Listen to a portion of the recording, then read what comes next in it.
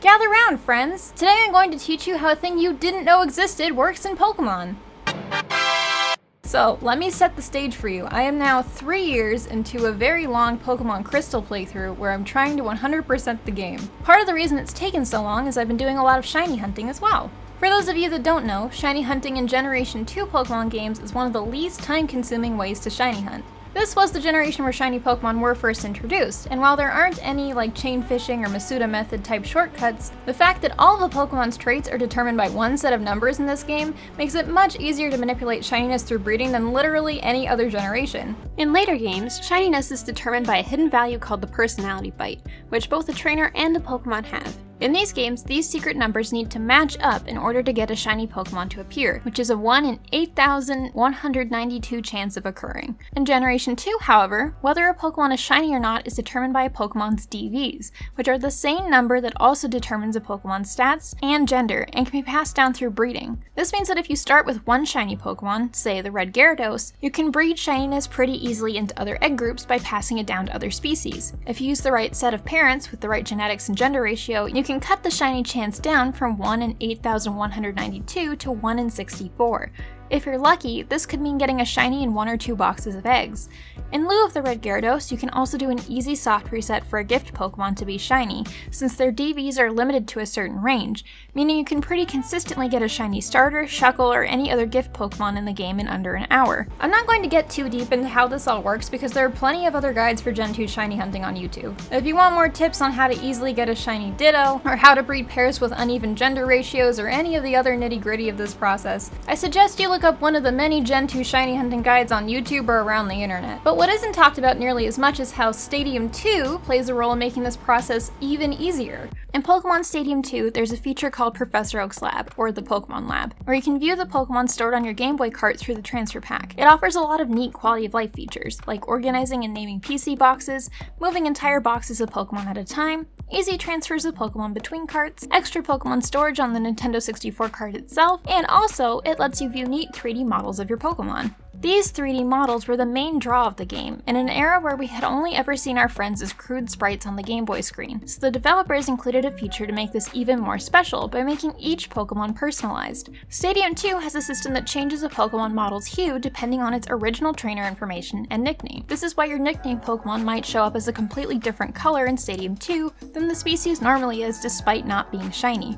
Though not many resources for explaining the deeper features of Pokemon Stadium 2 exist out there on the internet, a fellow by the name of Feanen went to the trouble of cracking how this color assignment system works, by painstakingly working out a pattern and how different nicknames and original trainer name and number impacted the color outcome in-game. He worked out that Stadium 2 uses a formula that combines the hexadecimal values of each character in a Pokemon's nickname with each character in the original trainer's name, as well as the values that represent a trainer's ID number, in order to come up with a value dubbed the name value, or NV. Each species of Pokemon also has a set hue range on the RGB color scale, and when the NV is plugged into a formula considering the maximum and minimum value for each species, it results in a shifted hue tailored to your exact Pokemon. For more details on how this exact formula works and how it's calculated, I highly recommend checking out Feanen's research, which I've linked below. It's really in-depth and he has a gallery of each Pokemon in the game at their max and minimum hues. What's interesting is that he also found that shiny Pokemon have a set color regardless of whether they're nicknamed or not, which you might not guess because their in-game Stadium 2 shiny colors are often not identical to their sprite shiny colors in the Generation 2 games. But if you breed lots and lots of the same species of shiny Pokemon, giving each a nickname, they'll never change in hue. So why do I bring this up when talking about shiny hunting? Well, this nickname color assignment system also applies to eggs. The game treats eggs as if they're the base species with the nickname egg, and calculates the color of the egg when viewed in Stadium 2 using the same formula with the hex values of the nickname and original trainer data.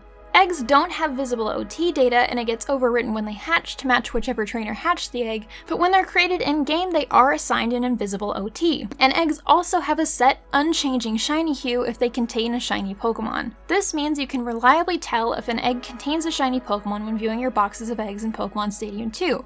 Typically, the non-shiny egg will have a color determined by the nickname formula using your OT in the Pokemon species, but the shiny egg will have a set color, which is usually noticeably different from the hue the game assigns non-shiny eggs using the nickname system. Pokémon Stadium 2 also has the Game Boy Tower, a Game Boy emulator with an additional unlockable feature called the Dodrio Game Boy, which allows you to play the game at 3 times speed, although it turns the game to grayscale. So you just have to save in a Pokemon Center, pop your game in the transfer pack, load up the game in Game Boy Tower, and quickly fill a PC box with eggs using the Gen 2 breeding method. Then you load up the game in the Pokemon Lab, open up your box of eggs, use the view function and scroll down through the box until you see an egg that's a different color than the rest. 100% of the time, if the egg is a noticeably different color, that's gonna be your shiny Pokemon. Look at that! Look, we got one! We finally got one! Look! Look, our shiny's here! If you don't see an egg that's a different color, you can just move on to breeding another box and not bother with hatching the eggs in this one. Usually. I say usually because it is entirely possible for the game to assign a hue to your non-shiny eggs using the nickname color mechanic that's identical to the set shiny egg color predetermined by the game. Now, until this week, I had no idea how this worked myself. All I knew is that most of the time, when you load up your cart in Stadium 2, some eggs would be some colors and some eggs would be other colors. I never really paid attention to which color was which, so I assumed based on no information that there would be a set non-shiny and a set shiny color for eggs for every species in the game. In my years of breeding dozens of shiny Pokemon using this method, I have run into 2 Pokemon that happen to have the same non-shiny egg color using my original trainer data that was identical to the assigned shiny egg color, Elekid and Ammonite. With Elekid, I ended up breeding a couple boxes before I just decided to start hatching them and ended up with multiple shinies out of this batch. This got me kind of paranoid. I've had some hunts that have gone way over odds, and I've ended up filling every PC box with eggs multiple times, just worrying the entire time if the shiny egg color just isn't different enough from the normal egg color, and I've already bred a shiny and just can't tell and I'm wasting my time. In these cases, I find myself wishing I could go online and look up what color egg I'm looking for, but no such resource documenting all of the shiny egg colors in the game existed. So I decided I wanted to set out to make a catalog of all the egg colors for every species in the game.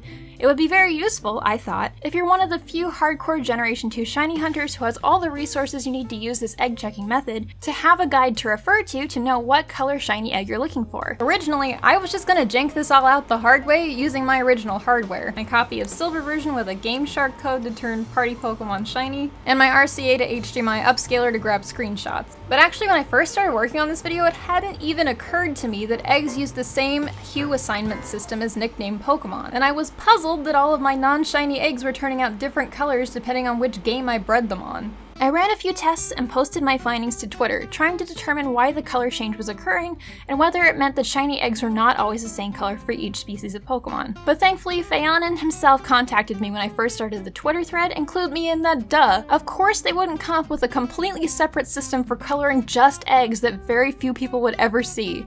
I was aware of his research on the nickname color assignment system, but I just hadn't put 2 and 2 together. Of course, if the eggs change color too, they probably would also be impacted by the very same factors that change a Pokemon's color depending on nickname. And from this information, we figured out that in fact, the shiny color for eggs is just one set color for the entire model regardless of the species the egg contains. It will always be pale yellow with brown spots, which according to the hex value is just the egg model from Stadium 2 with a hue set to 0. That's right, the shiny egg color is in fact just the default egg color with no modifiers attached to it at all. Apparently, I never noticed in all my breeding that every single time I got a shiny, it was the same color egg. So now I know that if I'm ever hunting again and my non-shiny color is yellow with brown spots, I've run into an Elekid situation and can switch tactics to hatching as I breed. Apparently, there are some places on the internet that have already documented that shiny eggs are always the same color, and I just somehow missed that in the last 20 years of playing and talking about these games. Feanen himself didn't actually realize that eggs could be different colors at all, so 2 determined ignoramuses came together to piece together how non-shiny colors are generated, and why shiny eggs are always the same color no matter what. In fact, if you really want to go above and beyond, you can use Feanen's spreadsheet to figure out what color your non-shiny eggs are going to be ahead of time by breaking the nickname egg down into hex, which is D3. and your name and trainer ID. For example, if I want to hunt a Chansey, I can figure out Chansey's non-shiny color this way by breaking down all this information in hex. Using the formula, my NV for egg is 25, and then plugging that into the downloadable spreadsheet in the NV column, it gives me the hue of -34.04. Looking at the gallery of egg colors that Feanen put together using the debug viewer, -30 is a reddish hue, which will thankfully provide a nice contrast with the shiny egg at 0. Now, I know that not everyone has access to a Nintendo 64, some working transfer packs, a bunch of Generation 2 cards with working batteries, and a whole other host of conditions you need to meet to make all this work. You can't even use Professor Oak's lab in Stadium 2 unless you've caught 150 Pokemon in the game's Pokedex. And unlocking the Dodrio Game Boy involves clearing nearly all of Stadium 2 Round 2, which is a feat in itself. So this method is really like the hardcore end-user Gen 2 shiny hunting experience. This is not something that's going to be worth the effort for everyone who wants some easy shiny Pokemon, but it's still a really unexplored and interesting area of the franchise that's worth understanding better. So if you feel like tracking everything down and putting in all the work, or if you just happen to have already done a lot of these things like me, these features open up a whole new world of shiny hunting. If you had the patience and all the equipment you needed, you could pretty easily end up with a shining living dex in gold, silver, or crystal compared to any other game in the series. This video was a little out of the ordinary for me, but I had an ADHD impulse and I decided to follow it. So I hope that if this information was interesting enough to me to make a video about it, that someone else out there might be interested in it too. These games are over 20 years old and there's still something new to learn about them every single day. There are still so many mechanics that have never been fully explored or explained. So it's fun to look into these little niches sometimes and see what else there is still to discover. Huge thank you to Feanen for contributing so much to this video and for sharing all of their findings with the internet. Thank you for watching, and I'll be back next week with another, probably more normal video. See ya!